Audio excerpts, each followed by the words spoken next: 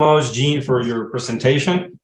In this second presentation, I will be talking about high-performance thin-layer chromatography in the context of the USP Chapter 203, and I'm going to look behind all the different standardized parameters, and we're going to discuss a little bit about this. So basically, I will be talking about planar chromatography, and there are three main planar chromatography techniques. So the first one, it is, paper chromatography. It is the oldest chromatography.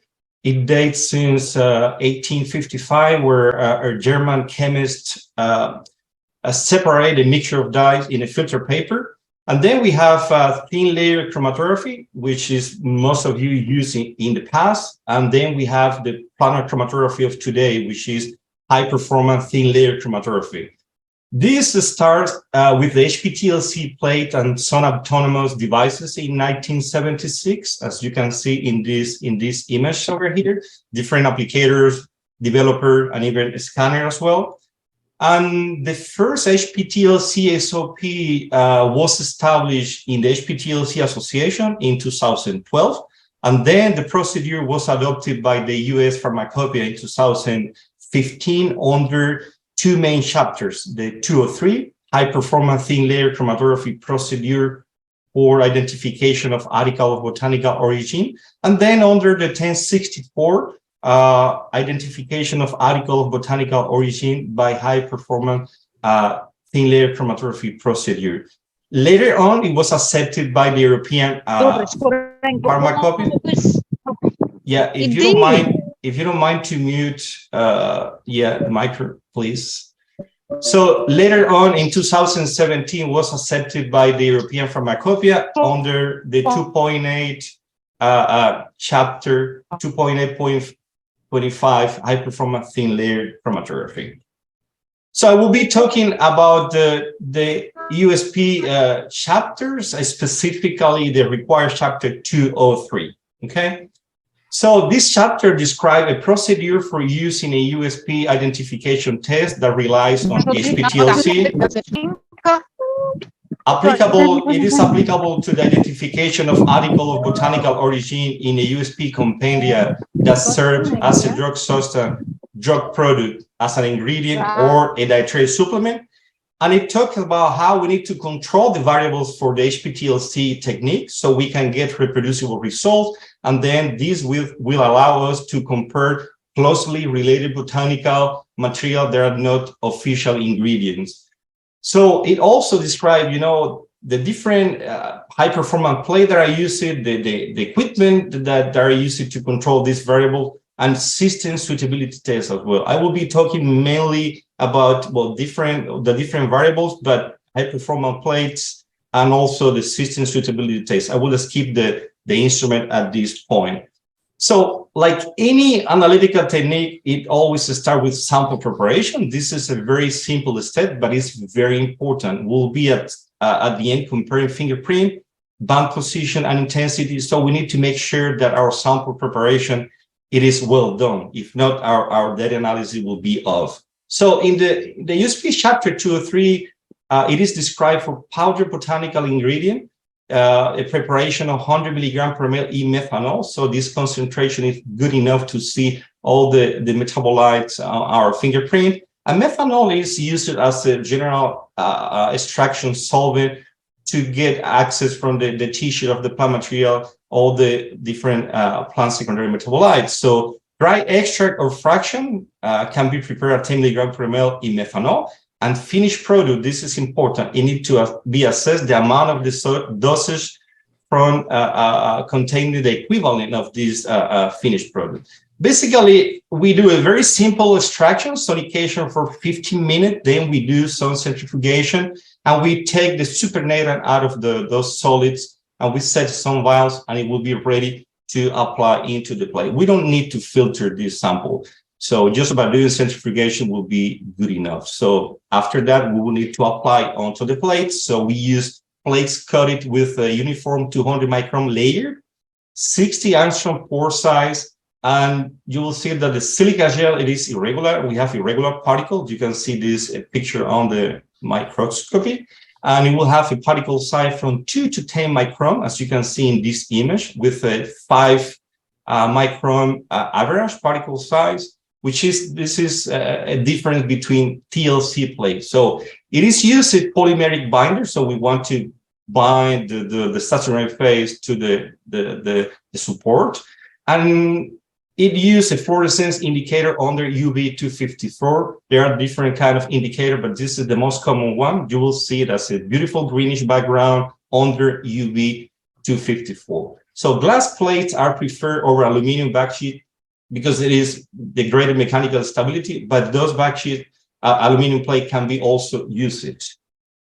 When we talk about sample application, well, we apply narrow bands of 8 millimeter length, as you can see in this image, 8 millimeter band, and at a distance of 8 millimeter from the lower edge, as you can see in the image. So we use a system suitability test that usually it is applied in the first track, as you can see in this figure. And the distance between tracks will be 11 millimeter plus minus 0.5. And the application volumes usually range from 2 to 10, but it will be specified in the individual monograph. So developing distance from the application position, 62, and from the lower edge, 70 millimeters. So let us talk a little bit more in detail about these parameters. And I just want to bring you this example. So you can see here how we can compare the application when we apply by contact or by spray on. So these first two chromatogram, it is by contact. So we spot by contact. So we have two main issues here when we spot by contact. The first one is we will hit with the capillary into our stationary phase, we can damage. And even the most important issue here will be that we will be applying the sample in some solvent and we can see some chromatography effect when we apply that sample. So you can see that the analyze that were certainly applied right in a spot, it will migrate to the edge of this circle. So we have as well, we can spot by spray, it looks better. And if we compare bands when we use contact, it will be these two chromatogram over here versus a spray on. Well, you will see that a spray on looks much better. So now, what about when we compare a spot versus band? So this is a nice exercise. You will see a couple of images here, figure 1 and 2. If I ask you what will be the longer line about in these two figures, most probably you will tell me that will be this in figure 2. But if we look in detail, so those lines have the same length. So eyes can be easily be deceived. And if it is something similar here, if we spot our sample by spray on, and we start applying bands of different length, you will think like the best separation it is in the longer band, but the separation is the same. Since most of the pharmacopoeia use band length from 5 to 10 and 8 looks good, so we went for this band length in our application. So another important factor, it is the application edge. So it makes a difference if we apply close to the application edge. So when we apply close to the application edge, the mobile phase will migrate quickly in the edges, and you will see some bands and even fingerprint that doesn't look like parallel. We don't see parallel zone, as you can see in the first and second track. And this happened here just in the left side, but we have example that it will happen here in both edges. So the application, we need to be far from the edges to really try to get straight fingerprints. Also, the application position in the Y-X, it is important. And this is an example that we apply the same sample in different heights, and we develop that plate. And if we set this chromatogram in the same scale of RF, you will see how we observe a degradation in chromatography. And this is mainly due to because the mobile phase in the upper part of the plate will slow down the migration. And if we look into the Van Dinter equation, which is one of the most important equations in chromatography, basically it will tell you how we can get sharp peaks.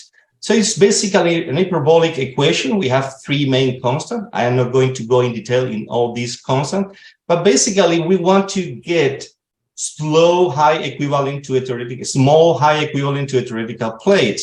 And if our mobile phase velocity increase, our B term, which is the longitudinal diffusion, is going to increase, and we are going to see broadened bands. This is what we see in the different tracks. So we need to think as well in how we prepare our plates. So most of the time we work with silica gel. It's a nice polymer that are interlinkage with siloxane group, and the silanol group are going to interact with our analyte, but also are going to absorb water out of the environment. And that, as you know, water is polar, and that could change the chromatography as well. So we need to really control the relative humidity. We have decided 33%. For 10 minutes. And this is an example how the different relative humidity will change the chromatography. We have in figure 8 an example of Podia gordoni. You can see the development solvent, all the condition, but the most important here, you will see how the fingerprint change if we move from 2% relative humidity until 54, there is a change in the lower part of the chromatogram, in the upper part, but even if we move to 75%, we will see a completely different fingerprint. Something similar but less pronounced happened with licorice root. You can see if we move from 60% to 58, there is not really a huge difference in RF, but if we go to 75%, we will see a huge difference in RF. This effect, it is less pronounced here because the mobile phase that we use here has a high content of water. So one more example, it is octane black cohosh. You can see again from 2 to 50% relative humidity, how there is a change in chromatography. So let us talk about the preparation of the developing chamber and the development of the plate. So we use a twin throw chamber, and we set saturation pad in the rear part of that chamber, as you can see here. As soon as we set our developing solvent and we close that tank, we will see different process. The first one will be saturation. So the most volatile components out of the developing solvent are going to go to the gas phase. Then we can observe as well preconditioning. It's basically the stationary phase is going to be in contact just with the gas phase. And then we can see during chromatography some evaporation, and that could lead to the formation of secondary fronts. So the chamber will be shared with a sufficient volume of developing solvent, one to wet the saturation pad and achieve certainly the saturation. And also we will get a 5mm level in both throws. So that is important if we want to accurately calculate the RF. This is the most accepted equation to calculate the retardation factor. It's basically will describe the migration of an analyte related to the solvent from, but we need to understand where it starts the development of this solvent. So it will work for 20-minute saturation. We ensure that our tank will be saturated. The plate will be introduced in a vertical position, and the layer will face the saturation pad. And as soon as it reaches the developing distance, the plate will be removed. And we need to really dry this vertically with an stream of cold air to avoid that the chromatogram will be affected. So this is an example here for what we have in this plate, a couple of standard porogenic acid and quercetin, and we have 3 different fingerprint, different application volume for Lansana communities. This is a very standard chromatography, relative humidity 33%. We use saturation. And well, you can see the RF of the standard, 0.37, 0.58. If we repeat that experiment under the same condition, we will get very reproducible chromatography.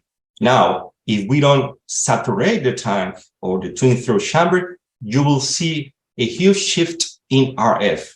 So this is important.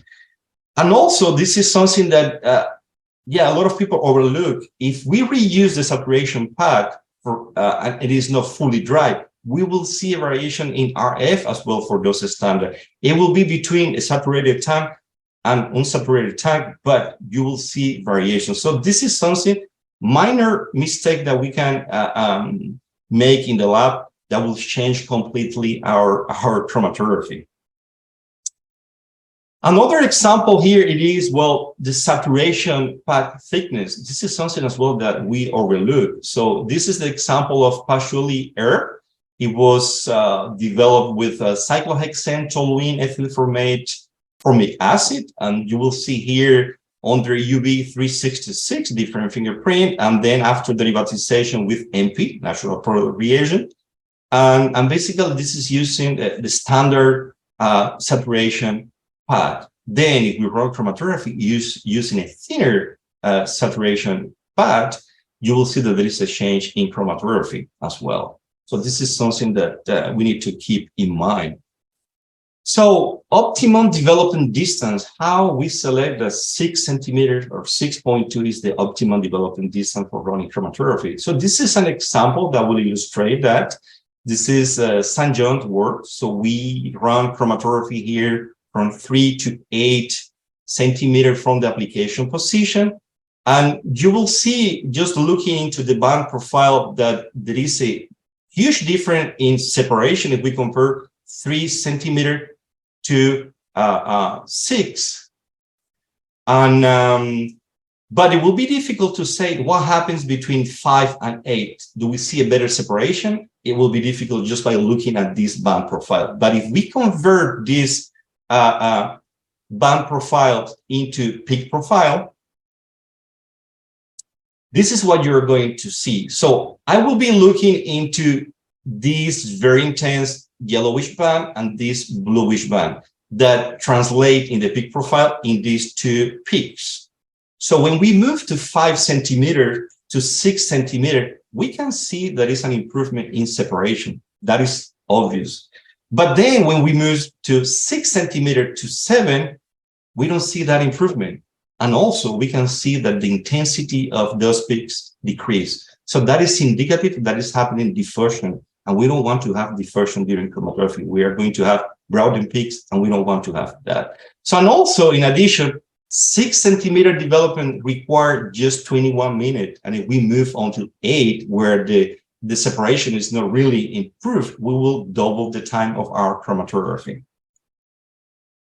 Well, let us talk about system suitability tests. So we use an SST to qualify any chromatography. And for HPTLC, it is even more important. If you think about when you use HPLC, you will use the same column. So you need to qualify your chromatography, but not as often as we do in HPTLC, since as soon as we run one plate and we move to the other, we really need to make sure that our chromatography went well. There are different approaches to assess the quality of the chromatography. One of them, it is what we use in the USP, based on 2 or more reference substances that have just separate RF or a reference extract in most cases. And the result should match description of color and position, but this doesn't need to be exact. There are other approaches. I'm not going to talk about European Pharmacopoeia, either from the HPTLC Association, but I would like to talk as well, after I describe the USP, the importance of the universal HPTLC mixture approach. I know my colleague has been talking about this in previous webinar, but I think it is important to repeat the importance of this universal HPTLC mixture approach. So if we look into a normal system suitability test, we can use a couple of substances. For example, in this first track, we can see hyperoxide and chlorogenic acid that comply with the definition of the SST. 2 substances that have similar retardation factors. But the problem is, as soon as we move from one mobile phase to the other, maybe what it was a good SST is not going to work, as you can see in this second track, and using this second development solvent. So we will need to constantly create new SST. This could be done by substituting hyperoxide by isopercitrine, and also chlorogenic acid by caphtoric acid, or even having chlorogenic acid as it shows in track 4. But this will be time consuming, and you will need to have a collection of reference standards for every method that you run. Now, if we look into the universal HPTLC mixture, it's basically just a mixture of 8 substances. And the main purpose here, it will work for any normal phase chromatography. And basically what we'll be looking at, it is the separation, a baseline resolution of at least 3 of the component out of these 8. And there are multiple examples. Different mobile phases has been assessed. You can see here 20 different selectivity groups, different polarity index, and you will see when we pick that mobile phase with 4.42 polarity index, you can see how we can separate with the baseline resolution even more than 3 components. So a low polarity mobile phase, something similar. Another example, and another example with the polar mobile phase as well. You will see the separation of more than 3 components out of the 8. So it will work for any normal phase chromatography. And also you will be detecting and you will be qualifying the chromatography under UV 254. So you don't need to go for another step of derivatization. So this is my last slide. I would like to thank you for your attention. And if you have any question, I will be glad to respond then.